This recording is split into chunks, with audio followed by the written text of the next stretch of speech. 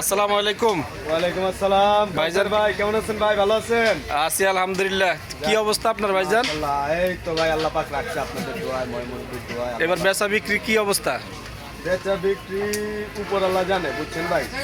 তা আমি গরু আনছি, 7টা গরু আনছি, 6টা বিক্রি করে ফেলছি, আর এই একটা আছে আমার, একটাই গরু আছে, দেখতে পারেন। এবার দাম কেমন? দাম আশা করি এবার ব্যাপারীরা একটু খুশি থাকছে, কারণ অন্যবারের তুলনায় এবারের গরুর দাম যাবে প্রচুর প্রচুর। প্রচুর যাবে, গরুর দাম প্রচুর যাবে। যারা যারা এখন নেওয়ার তারা নিয়ে নিক, এখন একটু গরুর দাম কম আছে। আপনি এই গরুটা কেমন কি যেতেছেন?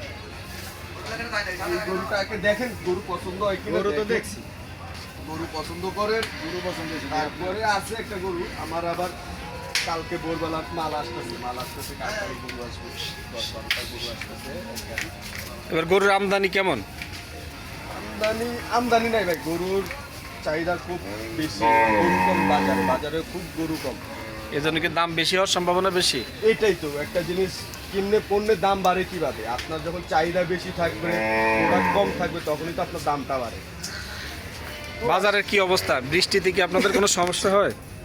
না, এখন ভাই টুকটাক বর্ষাকাল বৃষ্টি বাণিজ্য একটু থাকবেই, এগুলা তো নিয়ে এত কিছু মাথা ঘামানো কিছু নাই। যারা গরু কিনার ভাই, তারা কাদার ভিতর গরু কিনতে আসে।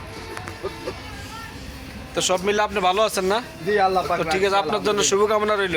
ইনশাল্লাহ ভাই, দোয়া করবেন, ভালো থাকবেন। আসসালামু আলাইকুম। আসসালামু আলাইকুম। ওয়ালাইকুম আসসালাম।